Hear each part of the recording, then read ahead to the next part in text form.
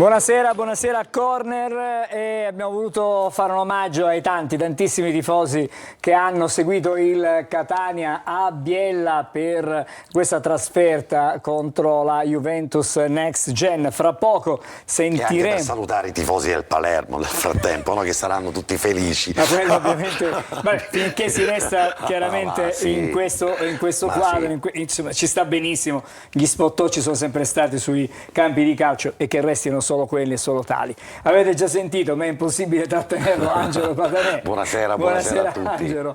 Oggi ho tante cose da dire. Tante cose, sì. Vabbè. Buonasera ad Alessandro Vagliasindi. Buonasera. La prima, Alessandro oggi compie gli anni. E allora, auguri ad Alessandro. Dopo aver festeggiato Grazie. Carlo Breve, no? Gli auguri non possono andare a un bellissimo... Non possono che andare ad Alessandro. Basta, stop. Catanese. Buonasera e bentornato ad Angelo Micale. Buonasera a voi. Oh, adesso vado dall'altra parte dello studio, Patanè. Perdona Angelo, Sì. solo per dire Sì. che Ci il arriviamo. contributo... Ci arriviamo, Vabbè. ci arriviamo. Ok. Fatemi Ma ti salutare. posso- Fatemi salutare Giulia. Buonasera Giulia. Ci sono anch'io, buonasera Angelo, buonasera ai nostri amici che si trovano qui in studio con noi, tanti auguri a Vagliasindi. Vi do un caloroso abbraccio a tutti voi che ci state seguendo da casa e vi ricordo che se avete domande, dubbi, perplessità, curiosità potete scriverci tramite il nostro numero WhatsApp che trovate sovrimpressione. E niente, io sono qui a leggere i vostri messaggi mentre loro sono qui a rispondere anche alle vostre domande, quindi approfittatene. Grazie Giulia e adesso andiamo nello studio VIP, quello diciamo importante. Buonasera ai cugini. Importante. Serio. Happy birthday! Auguri a Alessandro Vagliasindi. Grazie ragazzi. Allora, prima di iniziare diamo la parola ad Alessandro che voleva fare delle precisazioni. Sì, volevo ringraziare i tifosi che ci hanno postato questi video da Biella. È un gruppo di tifosi rossazzurri nati a Catania, residenti tra il Piemonte e la Lombardia. Il gruppo si chiama Pilo Rossazzurro. Diciamo, e non ridere perché non c'è niente da ridere. Ma allora posso, visto che c'è un assist, volevo subito mettere in campo Micale. Devi sapere Angelo che a Biella sono stato raggiunto da un gruppo di tifosi del Catania che ti mandano a salutare. Perché ti mandavano a salutare e volevano che io porgessi questo saluto di rimbalzo a te? Perché sono cresciuti con Diretta Stadio e con questa trasmissione. Sono figli di persone che hanno vissuto lì in Lombardia, a Milano, in Piemonte e un ragazzo intorno ai 40 anni con un bambino è venuto a dirmi: guarda, io ti faccio conoscere mio figlio, ma sappi che mio padre mi portò a conoscere te e Micale per vedere le mie prime partite di calcio. Vedi quanto danno vecchio. che abbiamo fatto nel mondo. Sei diventato Vedi vecchio. un poco. Allora, io volevo... Però una bella emozione, Angelo. no, per carità. Ci mancherebbe, ci mancherebbe una altro. bellissima emozione. Io volevo sentire subito Angelo perché è la prima volta che quest'anno viene qui a Corner. Una tua impressione su questa squadra, subito, perché abbiamo visto appena 3 partite, sono poche. Ecco, le partite sono poche, però da queste poche partite si comincia a intravedere qualcosa di importante, perché la solidità di questa squadra si è vista immediatamente per quanto riguardava il reparto difensivo e il centrocampo. Si aspettava, si sono giocate partite addirittura senza attaccanti, ma la soluzione Lunetta e in ogni caso comunque adesso Inglese, che se dovesse realmente ingranare, insomma c'è veramente da sognare, una squadra molto concreta, una squadra adatta al girone C della Serie C. Mi pare... quando leggi la Bibbia, poche parole, quando leggi la Bibbia, poche parole che devi andare a raccontare pesate altro. in maniera corretta. Allora, Posso chiederti una cosa da vice direttore, visto che sono col più anziano direttore di Telecom, Ci mancherebbe altro. ma tu sei istituzionalmente, ma mi dici chi è che ci boicotta? In che senso? Devi sapere che su tutta la fascia ionica siciliana, durante Diretta Stadio, a volte durante Corner, a volte durante telegiornali, il segnale scompare per poi ricomparire. Ma non credo che sia. Allora, poi ricomparire. Angelo, io credo che sia. Una volta può essere. Ascolta, Angelo, cioè, guarda, Michele è molto più esperto di me da questo punto di vista, nel senso che lui conosce benissimo le dinamiche di quella che è poi la diffusione dei segnali via etere. Allora, c'è il mare, che è una componente importante per quell'area geografica. Ma questo è il boicottaggio, il mare non funziona. Quindi dalle condizioni del tempo, perché la propagazione fa degli effetti strani. E durante diretta stadio? E durante corner? Può capitare. E durante il TG? Io per 3 giorni per esempio non ho ricevuto il segnale, ma la colpa è di questo fenomeno di propagazione che provoca questo tipo di problemi. Quindi abbiamo dato anche una risposta a te e a chi ci sta seguendo da casa che cerca di avere risposte. Ora, prima di vedere il riassunto della partita, Alessandro, con te invece volevo fare il punto su quello che è stato un incidente per questo giovane tifoso che era a Biella e che ha avuto un problema piuttosto serio. No? Sì, in occasione del gol dell'1-0, gol di Anastasio, questo tifoso nato a Catania ma residente in Lombardia, se non sbaglio a Monza, si è arrampicato sulla rete di recinzione e gli è rimasta impigliata la fede, quindi il dito anulare, e purtroppo ha subito l'amputazione del dito. La cosa, diciamo, inquietante è che i soccorsi sono arrivati dopo più di 25 minuti, è stato prima trasferito all'ospedale di Biella e da lì poi ulteriormente trasferito al CTO di Torino, che è un'azienda ospedaliera che ha proprio competenza specifica su queste tipologie di infortuni, e fortunatamente il dito, che era stato recuperato e conservato nel ghiaccio fino all'arrivo dell'ambulanza, è stato operato, il dito è stato riattaccato. E adesso insomma si attende la valutazione dei medici, perché deve passare una settimana dall'intervento per capire se può riprendere la piena funzionalità. Auguri di una pronta guarigione. Sì, il tifoso del Catania si chiama Giovanni Coco, ha 45 anni, ovviamente lo salutiamo. Sono andati a trovarlo sia ieri che oggi alcuni dei tifosi del Catania residenti al nord, che erano allo stadio sabato, sono andati a sostenerlo, a dare la pacca sulle spalle di incoraggiamento. Ovviamente lo salutiamo anche noi, gli facciamo un grande in bocca al lupo. Bene, allora adesso vediamo la partita un attimino, vediamo cosa è successo a Biella e poi vedremo i primi messaggi, sentiremo anche i primi messaggi con Giulia. La copertina.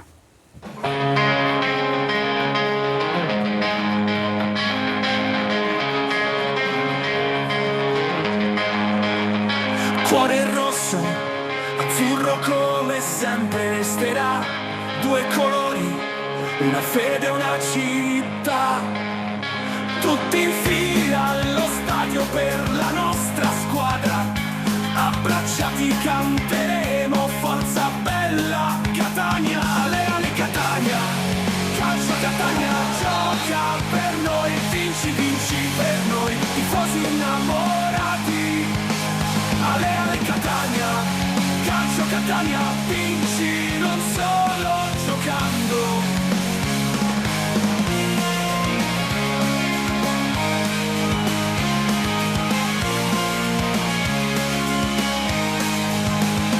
Cuore rosso, azzurro come sempre resterà, 2 colori, una fede, una città, tutti in fila allo stadio per la nostra squadra, abbracciati canteremo, forza bella Catania, Leale Catania, calcio Catania, gioca per noi, vinci, vinci per noi, tifosi innamorati, Leale Catania, calcio Catania, vinci non solo giocando.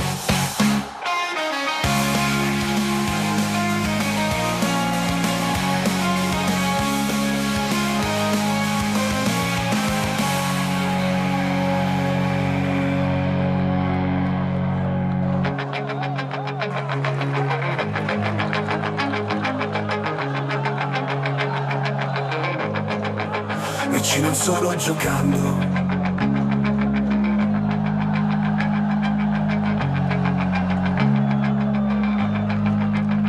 non solo giocando.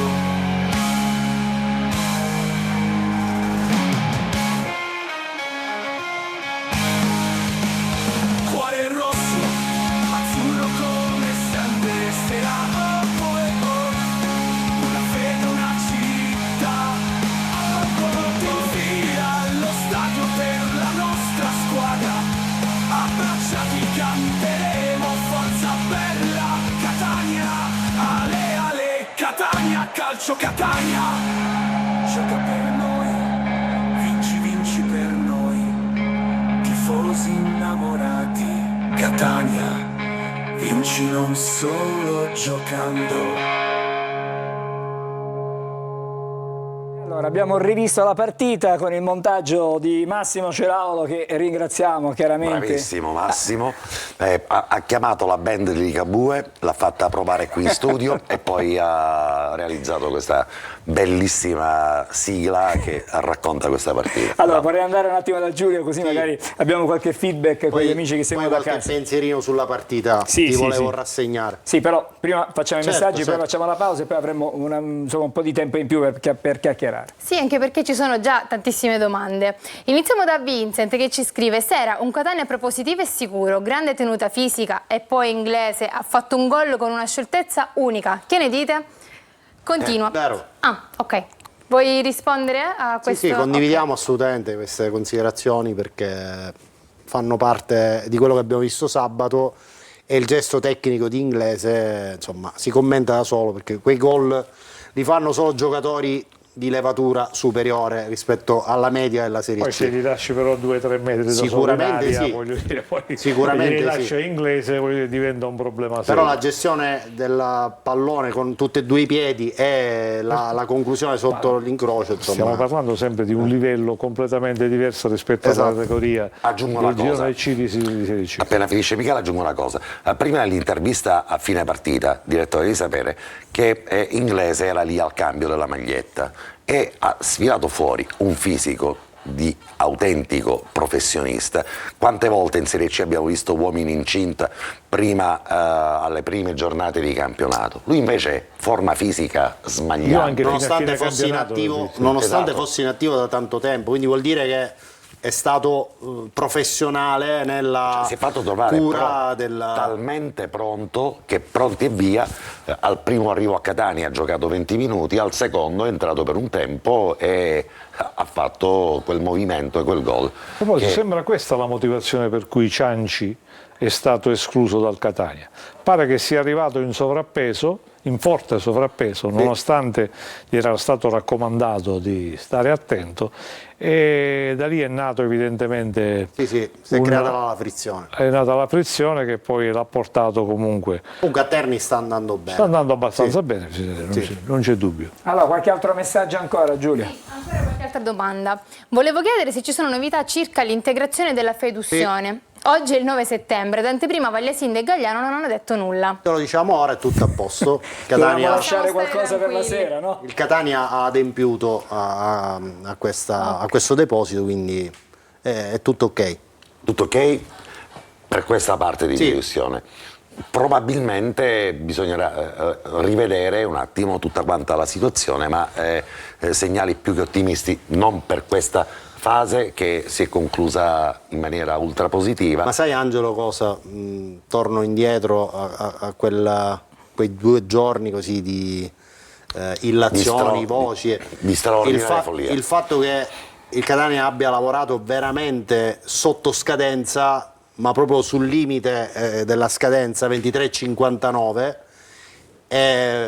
magari ha potuto dare l'impressione di qualcosa che non era a posto. A noi comunque in assenza di comunicazioni ufficiali non risulta nulla. Assolutamente. Quello che bisognerebbe capire è semplicemente ci sono dei tempi per un deferimento, cioè il deferimento può arrivare da qua fino alla fine del campionato, in pratica non ha della... No. Credo che siano un po' più circoscritti. L'esercizio dell'azione da parte della Procura federale non credo che possa essere esercitabile entro un anno, mi sembra, ma anche per una questione di irregolarità del campionato, cioè sì, ma non puoi andare a prendere... Però Alessandro non è la prima volta che si verifica una cosa del genere. Però sicuramente dico rischi di inficiare la regolarità del campionato se un fatto di 12 mesi prima viene valutato e sanzionato nelle ultime giornate di campionato. Però non è nuova la situazione per cui ci sono state le squadre sono state sanzionate nella parte finale del campionato, aspettando poi quello che era il giudizio di appello, quello che poteva essere il giudizio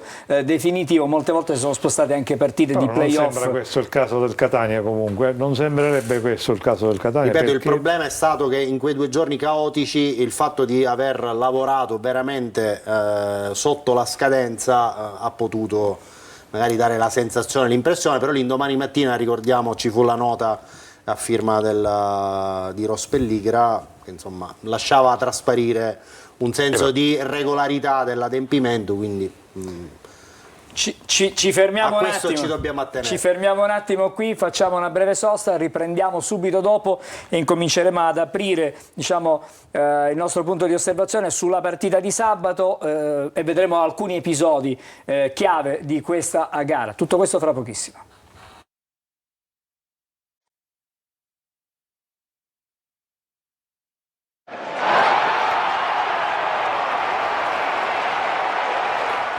Allora, torniamo di nuovo insieme, brevemente facciamo un passaggio sui risultati della classifica, magari per vedere qual è la situazione, fare una fotografia, perché il Catania da questa posizione non guardava, diciamo...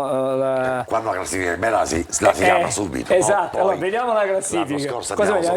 Vediamo risultati e classifica, così possiamo anche commentare che cosa è successo nell'ultima di campionato, cioè in questo fine settimana abbiamo la possibilità, forse, di vedere cose. Se non ci sono, non ci sono. Facciamo qualche considerazione sulla partita. Facciamo qualche considerazione, altrimenti poi torniamo sulla classifica anche. Allora, Alessandro, ci sono diversi episodi, eccola qua. Questi sono i risultati. I risultati che cosa ci dicono, che cosa ci fanno? Che l'Avellino ancora è praticamente al palo, però Pazienza è stato ulteriormente confermato, almeno fino alla partita, il prossimo turno mi pare contro la Cavese. Il tonfo del Foggia per certi versi inatteso, per quello che si era visto finora, insomma il Foggia sembrava una squadra in salute, il riscatto del Benevento e poi questa vittoria. Grosso risultato, molto, diciamo, rotondo. Assolutamente, come è rotondo il successo del Messina sul Taranto in rimonta, e il Trapani, questo è un risultato significativo, che ha rimontato il Crotone allo Scida, risultato che ha consentito a Totò Aronica di conservare la panchina per insomma, il resto della stagione.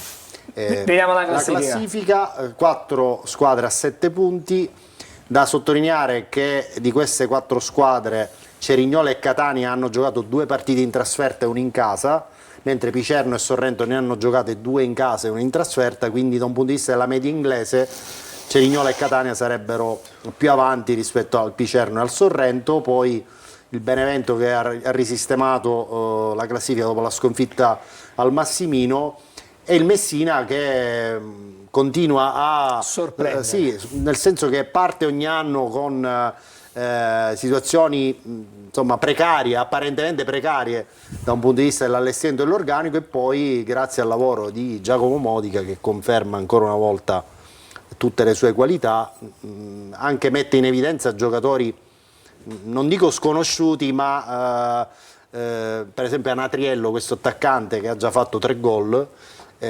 giocatore. Il lavoro di Giacomo lo conosciamo. Il lavoro del direttore sportivo che chiaramente però poi sul campo, sul campo è chiaro che lo abbiamo visto un po' con Toscano, una situazione, la differenza che fa un allenatore è tanta. Assolutamente.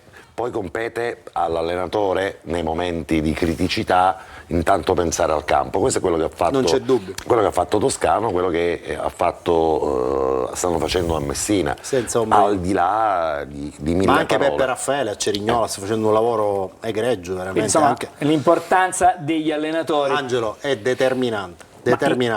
Anche perché arrivo al ragionamento, assolutamente sì, e arrivo al ragionamento che volevo fare sulla partita di sabato.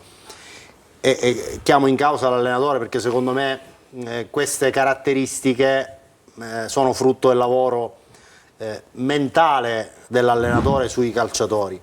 Allora, io quello che ho notato in queste prime 3 partite è che il Catania sa giocare col cronometro, cioè è una squadra che riconosce le situazioni della partita e le interpreta nel modo più corretto.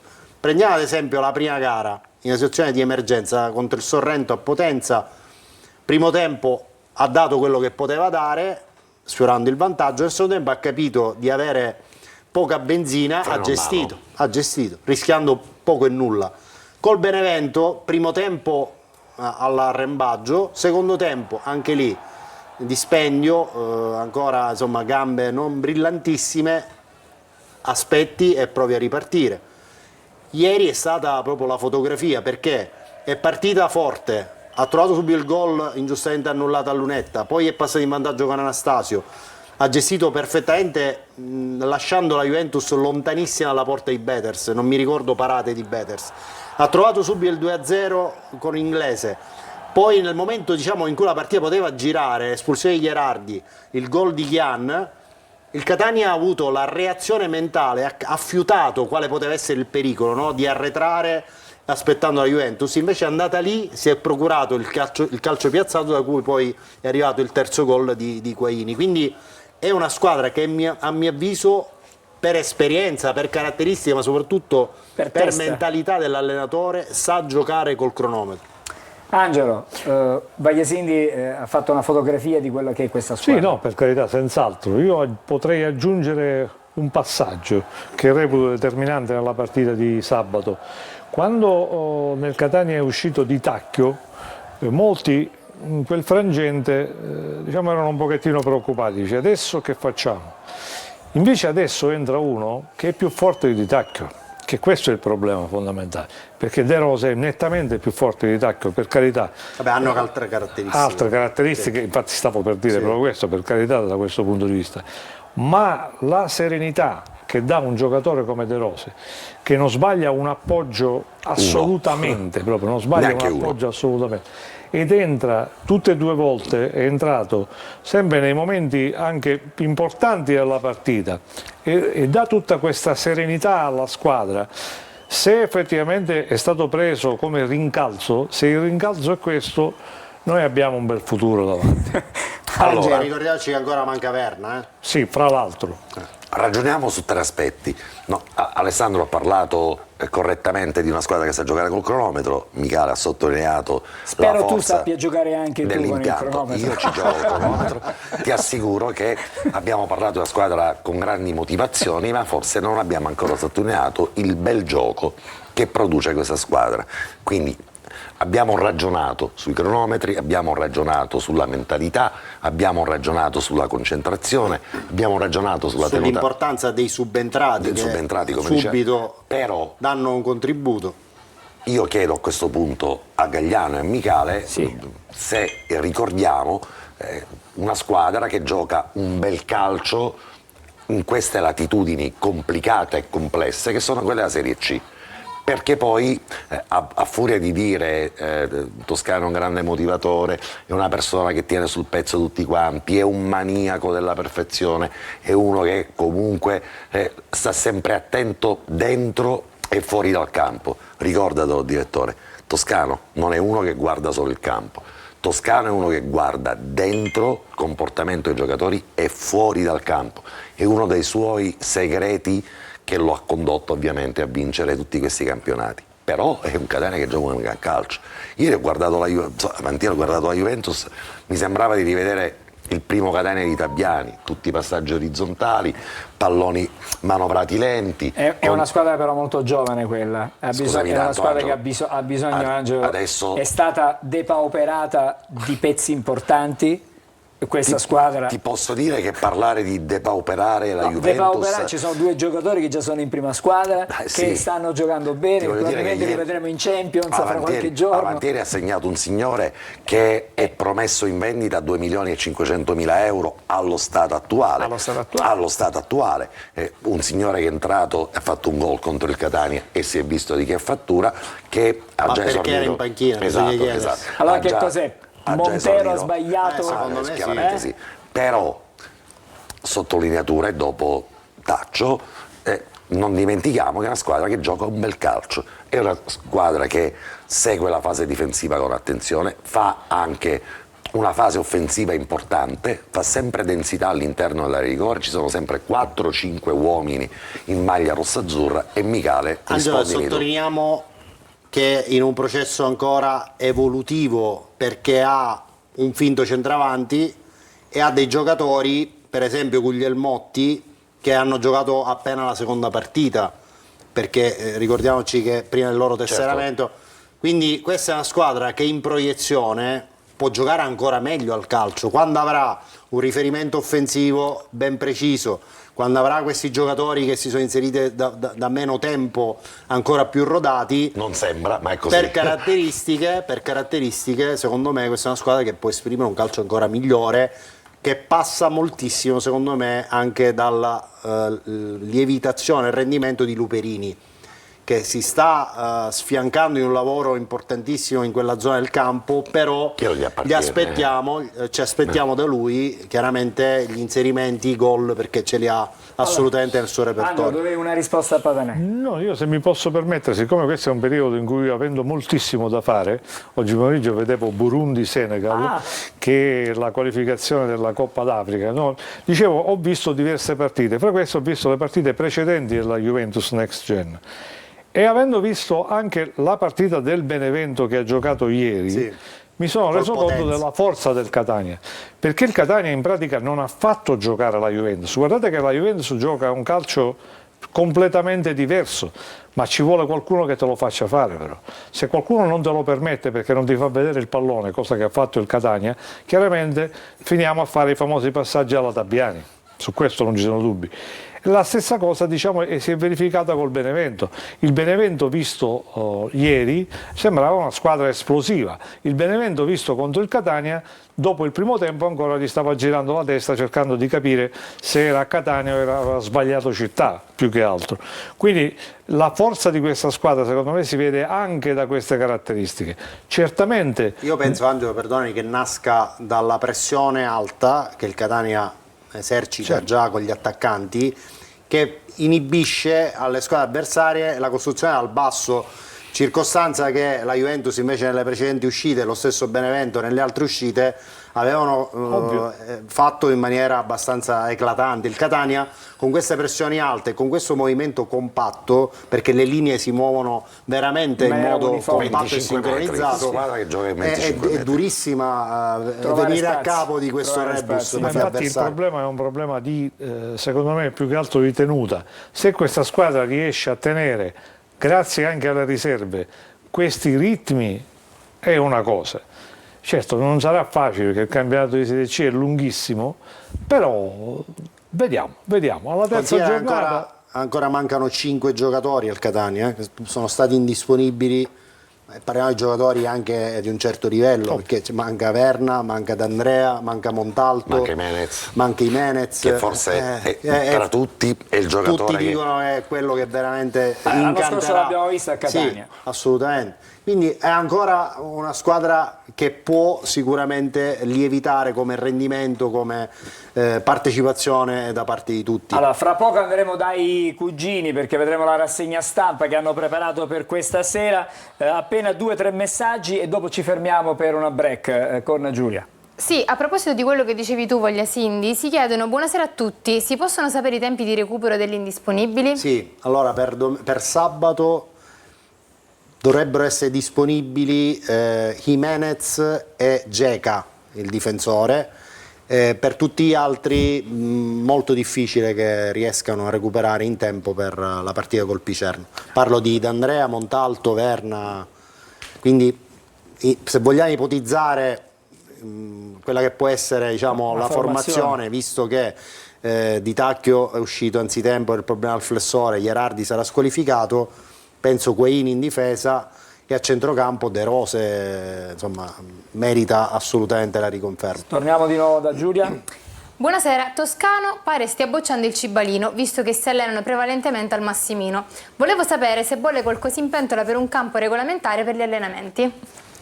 Quando è venuto da noi la settimana scorsa Sergio Parisi, l'assessore, insomma, ha detto che nel corso dell'incontro che c'era stato martedì mattina al comune al Palazzo di Città, con Pelligra e Grella, avevano studiato quale poteva essere la soluzione alternativa, perché ci sono dei campi dell'Interland che potrebbero essere adatti alle esigenze del Catania.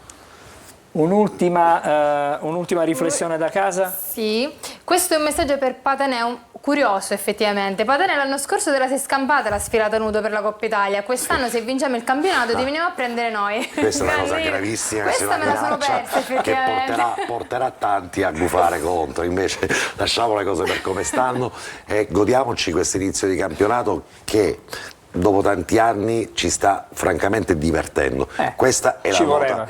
Questa forse è poi tra le note leggere e meno tecniche è quella più importante, perché la gente allo stadio si diverte. Mi sono divertito a vedere queste prime 3 giornate di campionato, mi sono divertito a guardare il Catania in Coppa Italia e la gente si sta divertendo e reputo che sabato prossimo allo stadio, se eravamo in 14.000 l'ultima apparizione del Catania, ci avvicineremo sicuramente ai 20.000. Bene, ci fermiamo, breve sosta e poi Moviola, prima c'è la segna stampa, abbiamo tanta roba ancora, fra pochissimo di nuovo insieme a Corner.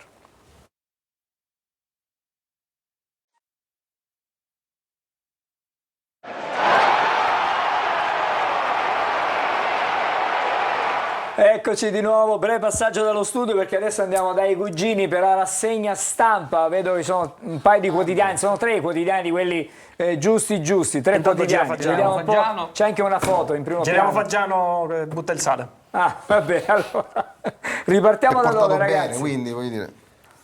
Allora iniziamo col Candiero Sport, quindi siamo pronti. Vai, allora, il Candiero dello Sport che titola a 4 La colonne. Juve tenta il furto, a Catania riesce lo scasso. Esatto.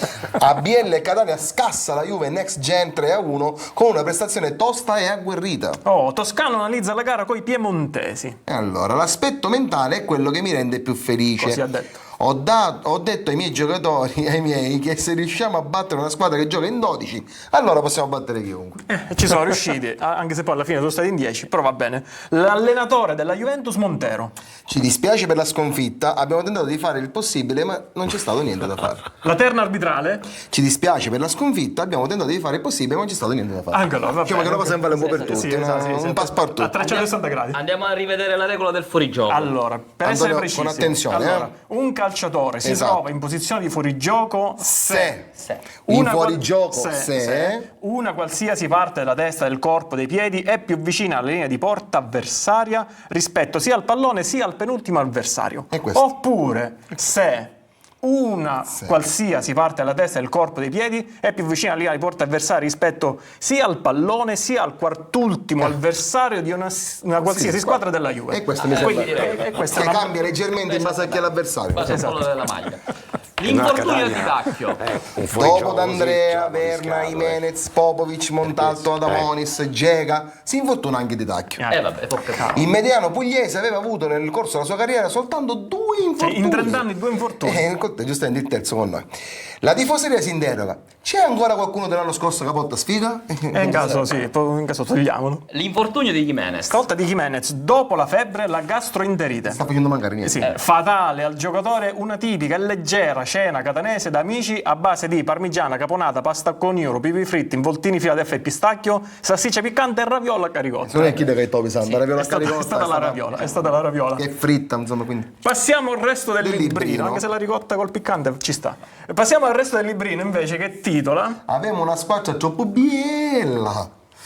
A Biella e Catania batte la versione B della Rubentus con un'altra prestazione citrigna, frutto di attributi siffridiani. Grazie alla punizione Geni e Spittizza di Anastasio, alla boom di Inglese ed al sigillo di Saimi che finisce un avversario distrutto. La squadra è sicuramente buona, ma stiamo calmi, manteniamo equilibrio e non precipitiamoci troppo presto a saltare in atto. Non saltiamo in atto, come diceva il mitico. Esatto, stiamo calmi. Le interviste post gara. Castellini, mix zone. L'espulsione di Faggiamo è ingiusta. È vero, non era arrivato neanche alla 4ª generazione. Se la fermata, diciamo, parenti più prossimi. Esatto. Visto l'andazzo, ho visto che il mister, dopo la sua munizione, ha iniziato a fare riscaldare allenatori in seconda. Perché eravamo là. Dice, ci siamo Eravamo là. Inglese rivela: vengo da un lungo periodo di inattività, ma sto già bene. E si vede la foto, vedete? guarda, già sta benissimo. Una faccia da 8,5 di emoglobina. Siamo dei protagonisti di Tim Burton. Ok. Pelligra saluta i tifosi.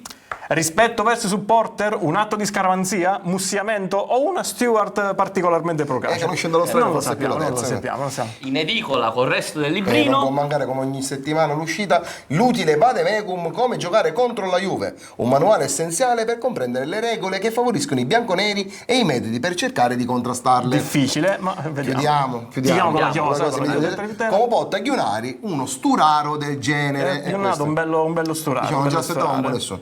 Ritorna finalmente dopo c'era settimane, mancato, perché c'era mancata. Il Corriere della Fiera. Esatto. Che ci intitola? A noi e basta. Ci intitola, vai. Ci intitola. No, il Corriere ci intitola. Vai. Aumentano i tentativi di furti al nord anche sui campi di calcio. Sono sempre i soliti nodi, ma chi governa lascia correre. Per fortuna i catanesi non si sono fatti fregare, anzi ci resero risopra.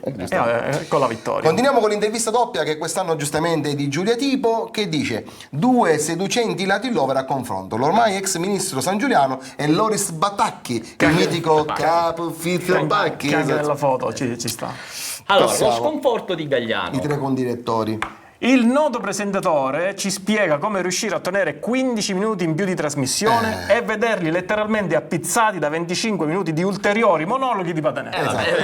Prima o poi doveva capitare anche questo. Quindi gliene posso dare anche un'ora e un quarto. Può andare anche la diretta di Mentana, è la stessa cosa. Esatto. Il punto di Patanè. La partita con la Juve Next Gen ci ha regalato una vittoria incredibile. In allegato questa volta l'audiocronaca della partita. Ora abbiamo l'audiocronaca di soli 178 minuti e la partita è durata 90. 30 dei quali per dire 3 volte incredibile. Quindi 10 ogni gol. Ed altri 21 per pronunciare gli stranieri della Juventus. Che anche lì ce ne vuole, visto che sono tutti stranieri. Finalmente abbiamo Vagliasinghi rasserenato. Ho messo il poster di DS Fagiano in camera, adesso non faccio più incubi. Finalmente è cambiato rispetto all'anno scorso filosofia. Non abbiamo domande, ma abbiamo una chicca che è, diciamo, la top 5 della liscia catanese sui social. Esatto, abbiamo 5 commenti che andiamo subito a vedere. Il primo dei quali, al quinto posto, dalla pagina di Citizen, con Pelligra che fa il giro del campo, Napoli Antonino ci dice: ci manca solo che battezzi i bambini e benedice le famiglie. E ci sta, visto che la posa ce l'ha. Al quarto posto, nella nostra pagina, a fine partita, ci scrive Salvo Tornitore sul 3-1: andate a rivedere in tribuna il padre che per festeggiare il tremendo gli getta andalare una povera piccirilla. Che speriamo abbia ripreso poi al volo. Al terzo posto, dalla pagina Catania Football Club, abbiamo il commento di fine partita di Francesco Vignemi. Leggere solo commenti positivi a Catania senza disfattisti mi fa commuovere. Ci siamo abituati. E anche noi ci siamo commossi. Al secondo posto, invece, sempre alla pagina del Catania FC, ma quando ci sono gli highlights, Damiano Grasso ha commentato: ditegli a Sturaro che finiva partita, ancora sta curendo. ormai è andato nel trend sportivo, ormai in transagonisti. Al primo posto, sempre sulla pagina del Catania FC, il presidente Pelligra, una foto con i tifosi dietro, il commento di Dario Licandro che ci scrive: ha fatto chiudere di campo Ido Cagliarico. Ovviamente contando anche l'anno scorso. Ci sta. Potete fare rivedere l'immagine, perché vi volevo sottolineare una cosa. Quale? L'ultima immagine? Sì, la foto col presidente Pelligra. Qua. Ecco, in basso a destra c'è il tifoso che poi ha perso il dito prima del fatto. Esatto, è lui. Gli facciamo i migliori auguri di pronta guarigione. Bene, grazie ragazzi. Grazie a voi. In assoluto proprio di questo tifoso. Abbiamo dato nome, cognome, l'abbiamo fatto. No, ma credo che abbia parlato poi. Abbiamo parlato, quindi non credo che ci siano. Bene. Però rifacciamole queste cose sulla liscia catanese perché sono bellissime. Sono carine, sì. Allora, volevo dire che prepariamo la moviola, la facciamo fra non molto. Intanto io vado da Giulia perché ci deve dire qualcosa. Ci devo dire qualcosa. Che cosa?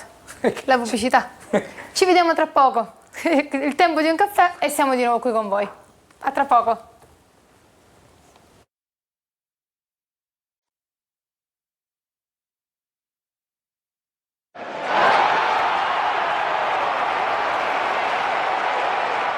Bentornati a Corna, avete già visto che siamo pronti con la moviola e allora diciamo dalla regia... Per non farci perdere tempo. Esattamente, andiamo veloci, fra poco attiveremo isolato tanti episodi dei nostri collegamenti. Allora, il primo che abbiamo isolato è il gol annullato a Lunetta, vediamo che non andava annullato. Assolutamente no, qui c'è una topica dell'assistente Pizzoni di Frattamaggiore, perché Lunetta è assolutamente in posizione regolare al momento in cui c'è la conclusione a rete. Adesso guarda, e questo è il movimento. Sì, la respinta di Daffara, diciamo, va valutato qua la posizione di Lunetta. E invece l'assistente è regolarissimo. C'erano 3 a tenerlo in gioco. E l'assistente interviene qui. Sì, vabbè. E qui davvero quindi è chiaro errore che, macroscopico. Vogliamo vedere il fallo su Di Tacchio? Sì, da cui nasce la punizione punizione vincente di Anastasio.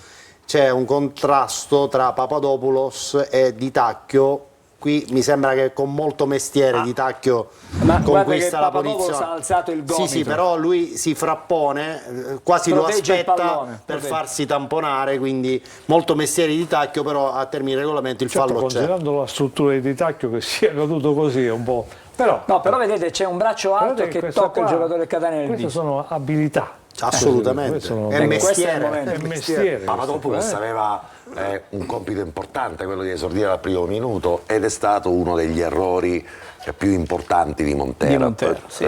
Partita sbagliata da parte dell'allenatore della Juventus. Sì, assolutamente sì, però a volte analizziamo i contesti, diciamo pure che Papadopoulos è stato uno degli errori più macroscopici, come tenere in panchina 2 giocatori come Palumbo o come Afenayan, che insomma Afenayan, che è un giocatore quello che poi ci ha regalato quella castagna da 35 metri. È una specie di delirio. Vediamo il terzo dei nostri episodi. C'è la prima ammonizione a Ierardi, che è quella che poi diciamo inficia e porta all'espulsione. Ci sta tutta. Assolutamente. Poi adesso la rivediamo, eccola qui. Va diretto. Una bella randellata, insomma. È da giallo. Attenzione, poi c'è un contatto, adesso andiamo a vedere il prossimo episodio, che è contatto su Sturaro in area di rigore. Su Sturaro. Non abbiamo il replay con camera, non è questa l'immagine, nel prossimo file che abbiamo preparato nel prossimo episodio. Siamo ancora, eccolo qui. C'è Guglielmotti, questo pallone indietro, e Macca che va a contatto con Sturaro. La sensazione è che Sturaro tocchi il pallone prima di Macca, che poi lo scalcia, quindi questo sarebbe calcio di rigore. Non è chiarissimo, diciamo, l'episodio, perché... Ma basta vedere la direzione del pallone, Angelo. Cioè da Sturaro poi carambola sull'altro giocatore della Juventus, non può essere stato Macca a colpirlo il pallone. Ne approfitto per parlare di una delle figure importanti che ha il Catania, confermato giustamente anche in questa stagione, in una stagione dove ognuno finalmente con professionalità sa fare il suo lavoro, quindi abbiamo un direttore sportivo giuste al posto giusto.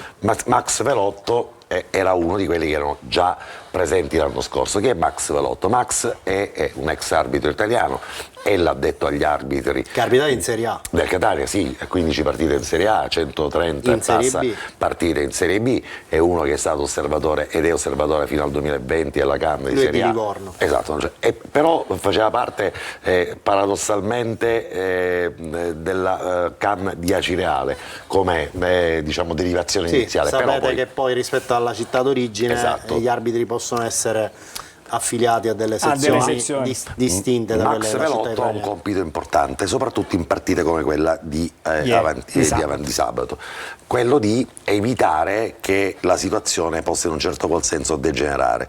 È stato il primo ad intervenire subito dopo l'ammonizione che ha ricevuto Toscano, non ha fatto in tempo ad arrivare su Faggiano, perché Faggiano era proprio distante, però è uno di quei profili, di quelle figure che in un certo qual senso danno del tu alla classe arbitrale e sanno discutere come discutono gli arbitri, proprio perché è un ex arbitro con importante esperienza.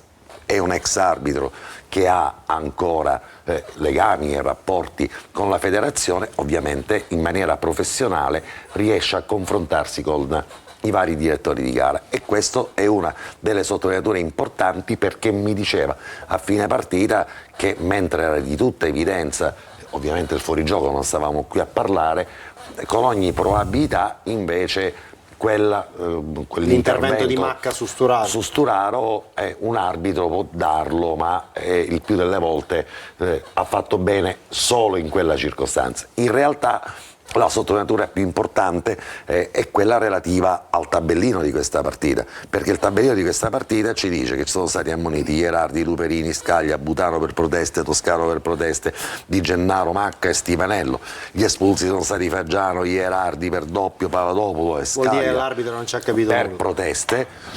E chi poi il disegnatore che legge il tabellino di questa partita dice questa è stata una corrida, una battaglia, è stata una corrida, certo. E invece il disegnatore, è una mia idea, riguardando la partita, probabilmente lo fermerà per qualche turno, sicuramente manderà in panchina il signor Grasso e Ariano Irpino. Allora, abbiamo un paio di episodi intanto da fare urgentemente: l'espulsione di Gherardi e l'espulsione di Papadopoulos. Poi magari i gol li vedremo, faranno molto. Intanto attiviamo anche il collegamento che abbiamo preparato con Pino Rigoli. Allora, qui il problema è che Gherardi sbaglia lo stop e quindi poi arriva in ritardo su Afenaghian, non considera di essere già ammonito e quindi tecnicamente ha fatto bene, perché Ghian avrebbe avuto l'autostrada davanti, quindi è un fallo tattico, però lo stop è quello che lo stop sbagliato è quello che condiziona. Certo. È il primo errore che ha commesso nell'arco delle partite che ha giocato. Perché aveva giocato perfettamente. Posso però pure dire che da quella parte sbucava questo giocatore che un giocatore che verrà convocato sicuramente non appena avrà il ritmo partita 90 minuti da Tiago Motta, e poi quando vogliamo apriamo la parentesi relativa all'assenza dei tifosi e club organizzati alla partita di avantieri, perché altrimenti vanifichiamo un'altra, secondo me, idea giusta delle tifoserie organizzate. Allora, vediamo l'ultimo degli episodi di Papadopoulos. Poco dopo l'espulsione di Gherardi, il Catania nel frattempo cambia. Non è questa l'espulsione di Papadopoulos, è il prossimo episodio. Vedremo. Il Catania corre ai ripari inserendo Quaini dopo l'espulsione di Gherardi, ma un minuto e mezzo dopo, credo, arriva, meno di 2 minuti. Eccolo qua l'intervento di Papadopoulos, che è da rosso diretto, e infatti l'arbitro non ha esitazioni, estrae il rosso e quindi viene ripristinata, fallo su Anastasio, viene ripristinata la parità numerica. Fallo da isteria, perché effettivamente mandato in campo dal primo minuto come giocatore che poteva dare la differenza in nella partita del genere, in teoria. E invece è stato lì a guardare, va al tabellino soltanto per questo motivo. Abbiamo finito con gli episodi più significativi da Moviola, poi vedremo qualche altra curiosità che riguarda i gol. E intanto vediamo se abbiamo in linea il Pino Rigoli in collegamento. Se non c'è, eccolo qui. Eccomi. Buonasera Pino. Buonasera a voi. Grazie per la tua presenza, a Corner. Subito. Grazie a voi per l'invito. È un piacere sempre averti. Ti chiedo una tua impressione sul Catania di queste prime 3 giornate. So che è troppo presto per trarre giudizi, però possiamo dire certamente che è una squadra che ha una identità.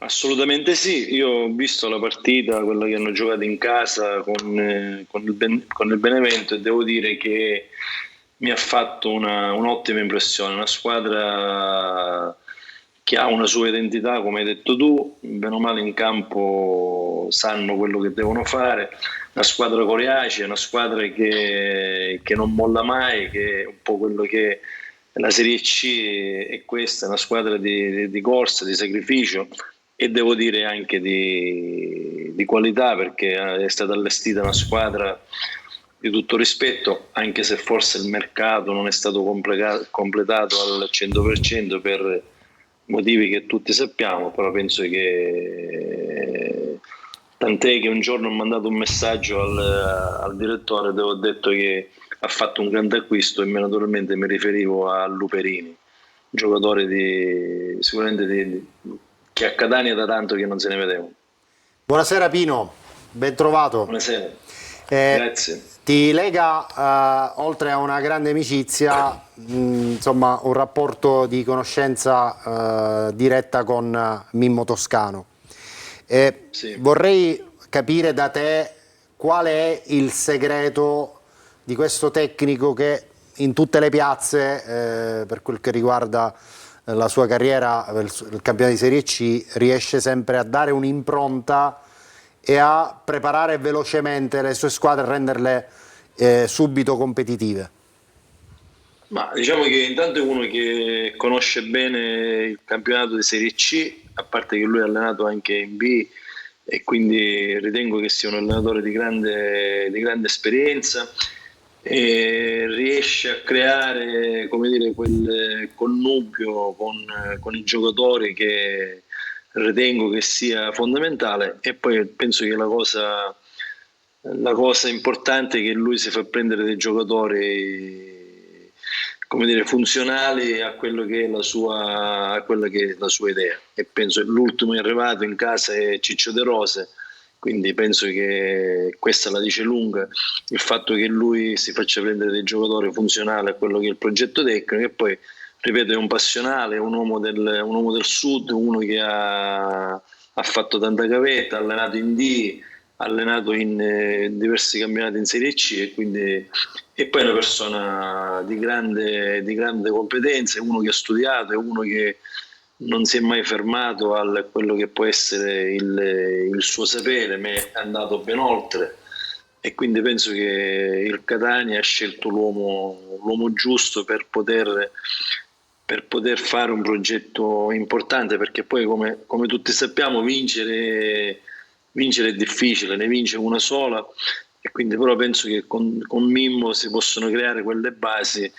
Sempre dico, perché ripeto, non è facile, arrivi e vinci a prima acchitto, quindi io penso che c'è il connubio giusto, mi riferisco Faggiano sotto l'aspetto tecnico, Faggiano e Toscano, che possono costruire un Catania con un futuro da un punto di vista tecnico importante. Di questo ne sono fermamente convinto. Già in un'altra situazione mi sembra che ne avevamo parlato, e quindi ritengo che l'importante è che Catania, magari nei momenti di difficoltà, abbia quella pazienza di cercare di supportare la squadra e tutto l'ambiente.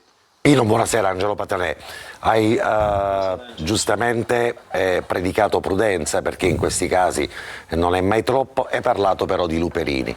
Quali altri giocatori pensi che possano fare la differenza in questa squadra, in questa categoria, e quale giocatore avresti ancora acquistato per rendere questa squadra completa al 100%, se ce l'hai qualcuno in mente? No, ma guarda, io penso che ci sono delle persone di grande spessore, di grande competenza. Il direttore Faggiano penso che sa muoversi molto bene nel mercato, e ha un allenatore in grado di poter dare quei suggerimenti per quanto riguarda l'aspetto tecnico. Io dico Luperini perché è un giocatore che come caratteristiche, secondo me, da tanto tempo che non si vedeva un giocatore così a Catania, però ritengo che anche gli altri giocatori sono giocatori di assoluto livello. Io poi per una questione effettiva dico Ciccio De Rose, che è un ragazzo che conosco molto bene, e quindi penso che con Ciccio può dare quell'equilibrio giusto, quell'esperienza. Ha vinto a Palermo, ha vinto a Cesena, ha vinto a Reggio, ha vinto a Terni, voglio dire, anche lui è uno di grande esperienza, è una persona rispettosa, e un serio professionista, e quindi penso che non tocca a me dire chi deve arrivare a Catania. Penso che hanno le idee chiare in base a quello che è il progetto tecnico che l'allenatore e lo staff vogliono portare avanti. Grazie allora Pino per per le tue parole. Sei un profondo conoscitore poi di questo campionato. Analisi lucidissima. Analisi lucidissima, come sempre. Ti aspettiamo presto qui in studio, perché ci fa piacere riaverti con noi, chissà, magari in occasione di un diretta stadio, di un corner nelle prossime settimane, con i tuoi impegni chiaramente permettendo, perché sei sempre attivissimo. Sappiamo che in questo momento cosa stai facendo, ad esempio? Quale lezioni? In questo momento sto collaborando col settore tecnico, quindi anche io mi aggiorno, mi hanno dato la possibilità di studiare e quindi sai, il nostro lavoro è un lavoro che non bisogna mai smettere di aggiornarsi, e quindi mi stanno dando la possibilità col settore tecnico di collaborare, e quindi in attesa che arrivi qualcosa di importante. Allora, speriamo che possa arrivare presto qualcosa di importante. In ogni caso noi ti aspettiamo lo stesso qui nei nostri studi per chiacchierare di calcio, così come stiamo facendo questa sera. Un abbraccio a te, dobbiamo andare di nuovo. Ciao. Ciao Pino. Grazie, ci dobbiamo fermare. Fra poco vado da Giulia per gli altri messaggi, intanto breve sosta.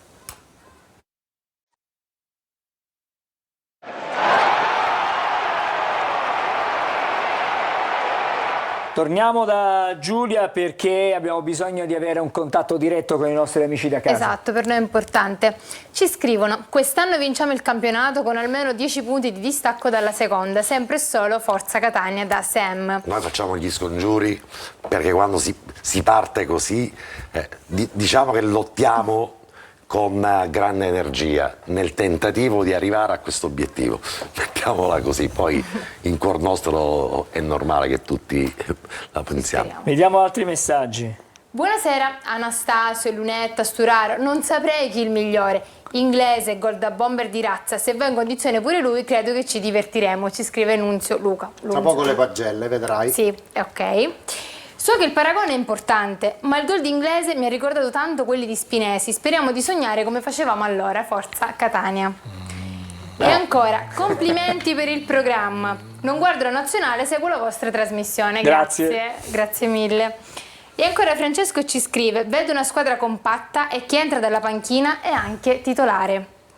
Un messaggio per Vagliasindi. Vagliasindi, voglio vederti come Patanè e Catigna se il Catania va in B. Quindi già le basette le tagliate, adesso si mancano. Non mi esimo. Se non si decide ad andare in Turchia a Vagliasindi, fra qualche anno lo vediamo. Non c'è bisogno della promozione. Però fatelo dire da me, un regalo per compleanno te lo facciamo qui io e mica. Allora siamo a zero? No, lo mandiamo in Turchia. Biglietto per Istanbul. Un bel biglietto per Istanbul, torna con tutto il capellone tuo Antonio Conte. Vabbè, allora facciamo una cosa, adesso Patanè deve fare un breve intervento. No, non devo fare sulla questione, diciamo, devo fare un breve intervento. Di cosa vogliamo parlare? Devo dire che a Biella, alias Torino, ecco. No, erano presenti 450, diciamo nominalmente, spettatori del Catania. Una cinquantina nella tribuna centrale, quindi un 500. Cinquantina sa va a sentire, perché no, ma anche molti di più. La verità è che invece mancava la tifoseria organizzata del Catania, è mancata la tifoseria organizzata per il Catania per una protesta ancora una volta civile, una protesta silente, un dissenso. Ma un dissenso che secondo me ha fondate ragioni. Abbiamo un sottofondo musicale che ti accompagna. Sì. Sai perché? Perché questa ce l'hanno richiesta un sacco di volte. Un dissenso che ha fondate ragioni. La Juventus Next Generation, tutte le formazioni B hanno un optional che nel campionato non ha nessuno, cioè quello di poter convocare i giocatori della seconda squadra in prima squadra e farli ritornare nella seconda squadra quando e come vogliono. Al di là dell'aspetto che poi magari mancano 3 posti nei vari gironi per realtà che sono. Ma quello è un problema, diciamo, contingente della situazione. Però, no? Secondo me la situazione più allarmante è ipotizzare un finale di campionato dove, sto ipotizzando, una Catania-Juventus Next Generation giocata a Catania, vede protagonisti tutti i migliori giocatori che ha la Juventus, perché in quella settimana non vengono convocati in prima squadra. La settimana successiva o dopo qualche settimana con l'Avellino o con un'altra candidata magari in quel momento alla lotta per la promozione, 4, 5, 6 di questi giocatori vengono convocati in prima squadra. È una circostanza. Allora, 4-5 mi sembra un po' esagerato, magari 2 lo posso comprendere, ma 4-5 sono un po' troppo. Che 3-4 giocatori di quelli visti ieri possono tranquillamente giocare in prima squadra. Guarda, ti dico subito i numeri del mercato. La Juventus ha fatto un mercato di 16 milioni di acquisti contro 18 credo in uscita. Esatto. Se contiamo quelli del Catania siamo intorno ai 6 milioni complessivamente l'operazione di mercato, quindi c'è una grande differenza. Al di là di tutto questo, però, quello che mi allarma di più è che questi giocatori possano entrare ed uscire dalla squadra, dalla seconda squadra, vale per la Juventus, vale per il Milan, vale anche per l'Atalanta. Vale per l'Atalanta, come e quando vogliono. Magari è giusto fare giocare le seconde squadre, ma si faccia una lista blindata, dopodiché a gennaio possono essere riportati in prima squadra, ma non possono ritornare. Volevo sentire Angelo Micale su questo tema. Ma guarda, da questo punto di vista è sempre una storia strana, perché in realtà è un falso nel campionato, perché fra l'altro queste squadre hanno, il loro interesse è quello di far crescere questi ragazzi, ma poi a un certo momento del campionato finisce l'interesse di questa squadra, perché è chiaro che a loro serve di più stare in Serie C che non in Serie B, e questo non va bene, questo non può funzionare, perché si altera comunque. Può darsi che c'è una partita in cui daranno il massimo e un'altra in cui improvvisamente le motivazioni stanno a zero, e questo non va bene per il proseguo del campionato, non può funzionare da questo punto di vista. È chiaro che è un sistema come far giocare, far crescere questi giocatori che hanno la possibilità di confrontarsi contro persone che hanno, diciamo, un'esperienza diversa, anche se nella Juventus c'erano comunque due giocatori ultra trentenni, perché Scaglia e Guerra, voglio dire, sono due giocatori che hanno oltre 30 anni. Non è comunque una cosa funzionale, è una delle tante, definisco, aberrazioni del calcio italiano. E pensare che l'Inter sta programmando per la prossima stagione anche l'ingresso di una squadra diciamo under 23. Andiamo a vedere il calendario. Andiamo a vedere il calendario o le pagelle? Prima vediamo il calendario, così per velocemente fare il calendario, una panoramica sui prossimi impegni del Catania, e poi ci tuffiamo sulle pagelle. E poi vedremo anche le contropagelle. Il Catania giocherà sabato 14 settembre contro il Picerno alle ore 20:45.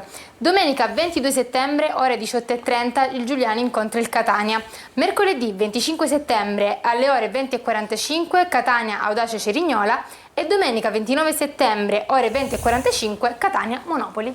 Allora, quindi adesso tre partite in casa delle prossime 4, affrontando Picerno e Audace, che sono le altre squadre a 7 punti insieme al Catania. Testeremo il polso a queste due squadre. Bene, adesso facciamo vedere partiamo dal migliore. Il migliore della partita giocata sabato è proprio lui, Stefano Sturaro, con voto 7,5. Valesindi ci scrive: un gigante che devasta la mediana di Montero, parte e finisce a 1000 all'ora e mai è una corsa fine a se stessa, recupera un'infinità di palloni ed è attore non protagonista degli episodi chiave. Sua la regia in occasione del gol inglese, sua l'incursione che origina il piazzato dell'1-3. Ci sarebbe anche un rigore procurato nel primo tempo, ma l'arbitro sbaglia anche questa. Al 90° rimonta Gian e gli chiude la porta in faccia. I tifosi rossazzurri gli intonano un coro personalizzato. Ma non era un pensionato? E ancora, per quanto riguarda invece le pagelle della... Però posso commentare questa, l'annotazione di Alessandro, come al solito sempre molto attento e molto presente. Al di là di quello che abbiamo visto in queste 4 partite di Sturaro, Coppa Italia complesa, e quindi che non ci poi ormai ci siamo un po' abituati a vedere questo Sturaro, quello che è stato impressionante, minuto 90°, lui si trovava, perché la camera non lo segue, noi eravamo invece lì a raccontare quella partita, lui si trovava a metà campo, a ridosso dell'area di rigore della Juventus, quando Gian gli parte dall'altro lato e Sturaro comincia a correre. L'ha inseguito. Gian, che era entrato da una dozzina di 20 minuti, lui non solo gli recupera i 45 metri, ma se lo vede spuntare lì alle spalle d'autorevolezza, gli ruba il pallone per dire: Sturaro sono io, tu ancora devi crescere. Allora, le pagelle adesso sul campetto, vediamo. Per quanto riguarda invece le pagelle generali della squadra, iniziamo dall'allenatore toscano, sempre con un 7,5. Beters 6,5. 6 per Ierardi, 7 di Gennaro, 6,5 per Castellini. Guglielmotti 6,5, 7,5 per Sturaro, De Rose 6,5 che sostituisce Di Tacchio e 7 per Anastasio. Ancora Luperini 6,5, Stoppa 6,5 che lo sostituisce, Carpani 6, Inglese 7 che entra al suo posto, Lunetta 7, Quaini 7 che lo sostituisce. Padanè. Che devi dire? Partita giocata bene, tutti Ad quanti. Agliasinde non chiedo nulla perché Vagene Micale sicuramente vuole mezzo voto in più per De Rose, già lo intuisco da quello che ha detto in premessa. Se lo merita perché comunque è giocatore sul quale... Però i 7 sono per i marcatori o comunque per giocatori che come Lunetta hanno fatto gol e poi ingiustamente annullato, e Di Gennaro che ha giocato tutta la partita. Fatemi sentire però Angelo Micale. Oh, per carità, io sono sempre dell'idea che il calcio è bello perché ognuno lo vede a modo suo, maggior modo in questo caso, dove mi trovo d'accordo su buona parte dei giudizi. Per me l'ingresso di De Rose è fondamentale. Questo lo ribadisco anche perché entra in un ruolo delicatissimo della squadra, in un momento molto delicato, e lui entra come se avesse giocato in quella squadra da circa 20 anni praticamente. E non è certamente una cosa semplice. Si vede che conosce benissimo Toscano e quindi sa quello che deve fare sul campo, e sarà un elemento importante secondo me in tutto il campionato. Angelo, te l'ha detto Pino Rigoli, è uno che ha vinto un sacco di campionati, È il uno classico che conosce, uomo spogliatoio. è uno che conosce la Serie B e la Serie C, fondamentale nello spogliatoio. è uno che conosce benissimo la categoria, ha già avuto grandi legami con i compagni di squadra, ce ne siamo accorti anche nella preparazione della partita, è pronti e via, è uno che sa mettersi in campo. Hai ragione Angelo, nel momento forse più delicato della partita, anche perché la Juventus aveva fatto entrare giocatori importanti, a quel punto stava per entrare Palumbo, è entrato Ousu, che era un altro di quelli a mio parere erroneamente lasciati in panchina. Un pitbull di centrocampo. Però lì De Rose è stato pronto. Vediamo adesso le contropagelle. Saluti intanto al gruppo Marca Liotru Nord Italia che era presente a Biella, quindi li salutiamo assolutamente. Salutiamoli. Allora, andiamo dai cugini, vediamo queste contropagelle, lanciamole le contropagelle. Chi lancia? Dipende dall'inquadratura. Ok, vai Ciccio, lancia le pagelle, vai. A pallonetto sto. A pallonetto. Arrivano. Sì, con calma. Arriveranno. Do qualche anticipazione? Facciamo poi. Chi era il migliore? Anche la sigla. Allora, Betters 6,5. Si è rotta la cassetta, non possono più andare in onda, ragazzi. Hai rotto la cassetta? Avete esagerato, prima o poi doveva accadere. Ma è fatta di Teflon, quindi resiste. Di Gennaro 7. Vabbè, un Castellini attimo, 6,5. vediamo di capire se possono andare in onda, altrimenti facciamo la sosta adesso. Vediamo. Aspetta indicazione. Vediamo se abbiamo... Facciamo la sosta.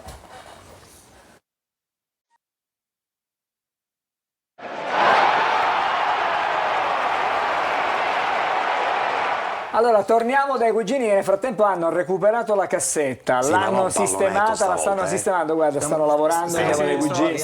Non pallonetto, stavolta, ci stanno già lavorando. Un attimino. Troppo avanti. L'abbiamo rimessa a posto? Vediamo. Non lanciare, che è debole. Possiamo lanciare? Lanciamo le contropagelle.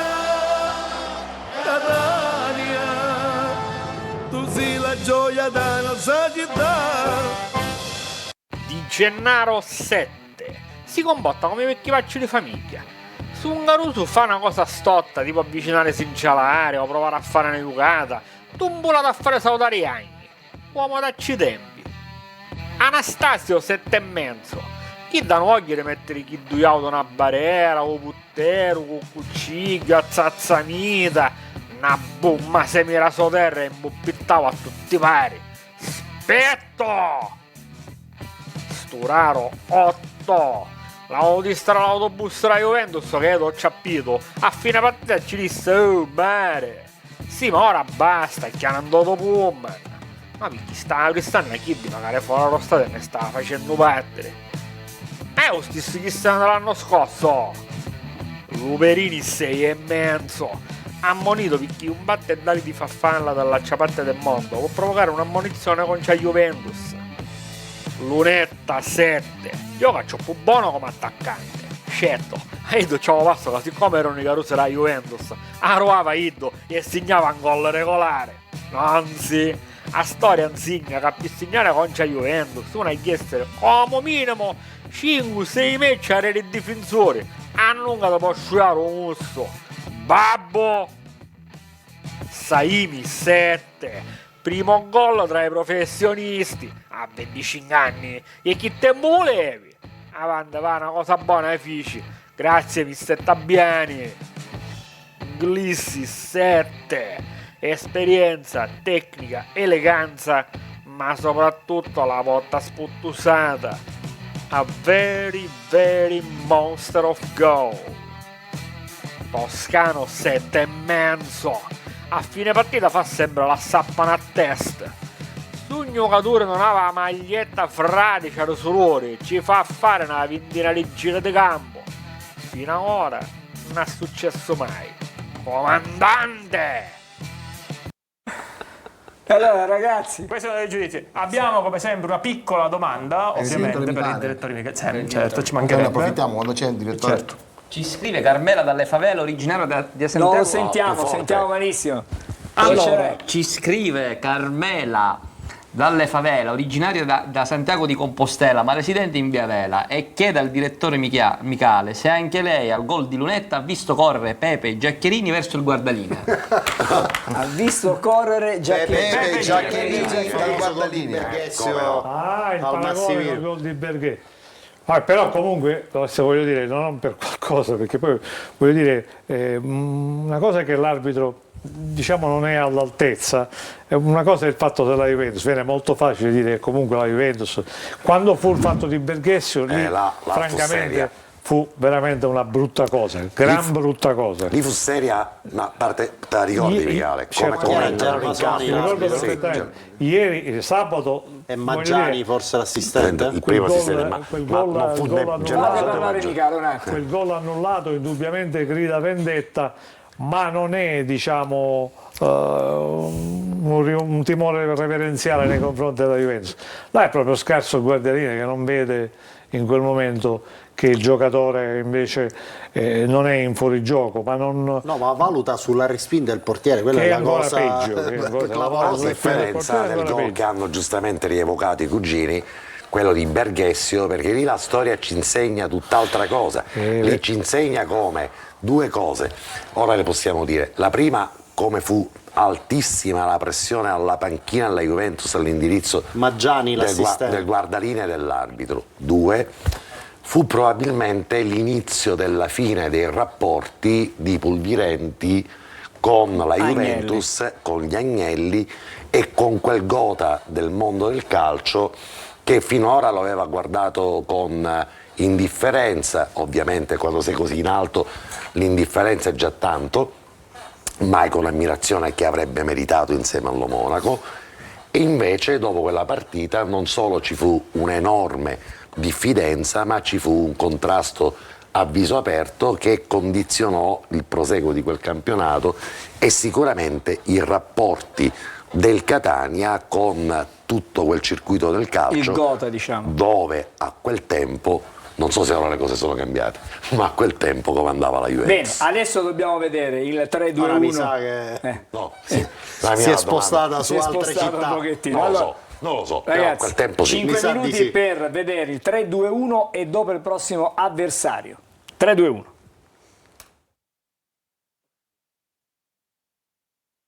La cassetta. Forse c'è 1, 2, 3. Speriamo che ci sia qualcosa. Se non c'è, lasciamo stare, ragazzi. La cassetta non abbiamo tempo. Ha creato più danno alla bomba. Non abbiamo tempo per recuperare. Allora, vediamo la grafica intanto. Ce l'abbiamo. Vediamo il 3-2-1. Un affare per 4 e almeno 3 sono invitati non aspettati. Il campionato prova ad ingranare la testa della classifica. Al momento rispecchia l'avvio sprint a sorpresa o quasi di formazioni come Picerno, Cerignola e Sorrento, chi è aiutato dal calendario, chi dalla condizione fisica. In quest'ultimo turno ci si attendeva di più dal Picerno, bloccato in casa da una Casertana ordinata e molto attenta. Lo 0-0 non dice molto di una partita comunque divertente, ma sabato il Picerno è attesa al peso di un'altra delle capolista, il Catania. Da uno 0-0 all'altra, ma il peso specifico del pari del Partenio tra Cerignola e Avellino è alto soprattutto per i campani. Pazienza e a rischio, mentre Peppe Raffaele si gode la prestazione di un gruppo che sta acquisendo consapevolezza ogni giorno di più, che ha costruito 6-7 palle gol, che dimostra di essere competitivo contro una formazione costruita per le zone alte della classifica come quella dell'Avellino. E ancora, l'allenatore dei pugliesi non ha Parigini, ad esempio, per citarne uno, in perfette condizioni. Il pareggio di Catania, poi 2 vittorie consecutive, il Sorrento e la sorpresa che non ti aspetti. Contro l'Altamura la squadra di Barilari ha centrato il successo grazie alle reti di De Francesco e Bolsius, nonostante una partenza a diesel, ma che poi ha portato i campani alla gestione ottimale di una partita combattuta che nella fase finale ha vissuto i momenti più complicati, ma saputi gestire con maturità. Venerdì dovrà pesarsi, lui a Potenza che in casa ha sempre una marcia in più.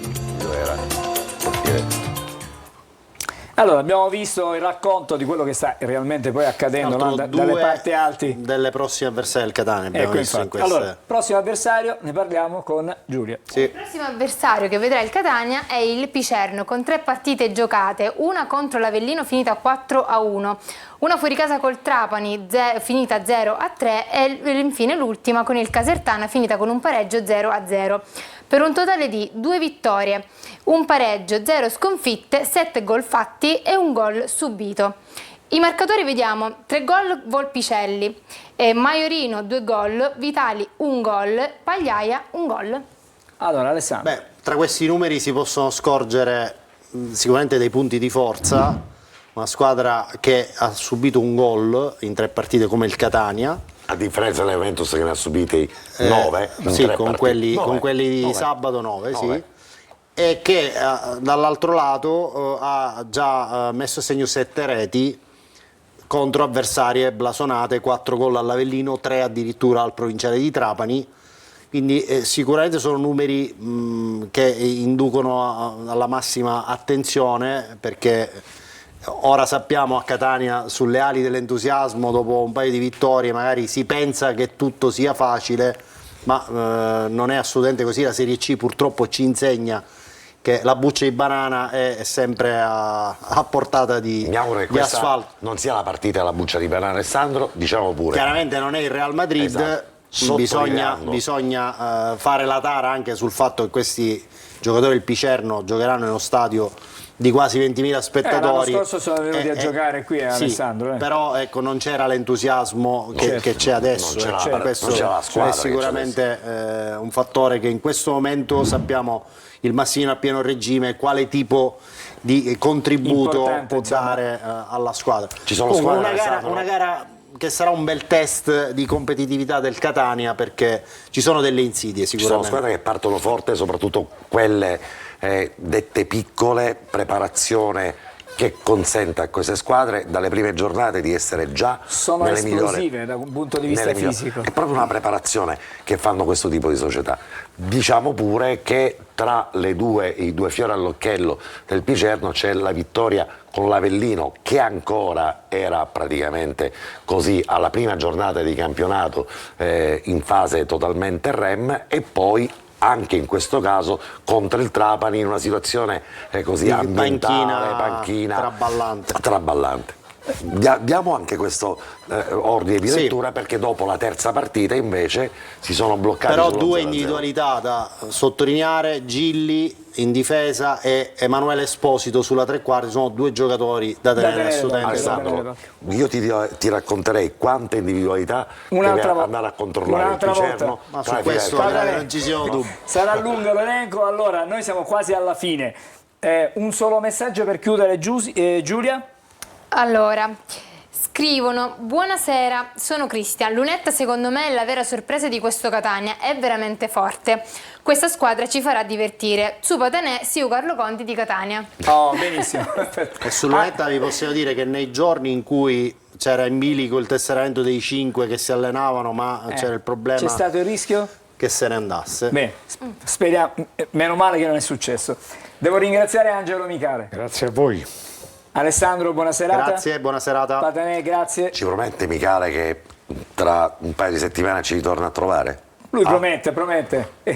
Tanto che, scusa, che cacchio fai a casa? Cioè, arrivi con noi, Esatto. vieni con noi. Io No, stai con assolutamente. noi, stai con 4 Si è amici. visto Burundi-Zambia Burundi, oggi? Senegal. Senegal, scusa. Devo ringraziare Giulia. Grazie a voi sempre. Vado Grazie a dai tutti voi per cugini. averci seguito. Grazie Giulia, vado dai cugini.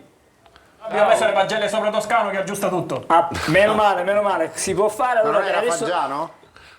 Non era Faggiano? Faggiano. Ok. Allora, vi lasciamo adesso alla differita integrale di Juventus Next Gen Catania con il commento di Marco Carli e Carlo Breve. Noi ci ritroviamo con Corner chiaramente lunedì prossimo, ma intanto nel frattempo ci sarà preview venerdì alle 14:30, ci sarà poi diretta stadio sabato. Patanè, cominciamo alle 20:15, la partita comincia alle 20:45. Abbiamo detto tutto, mi pare di aver dimenticato Lunedì nulla. abbiamo Corner, Lunedì c'è anteprima Corner. e poi c'è Corner. Buonanotte, buona partita.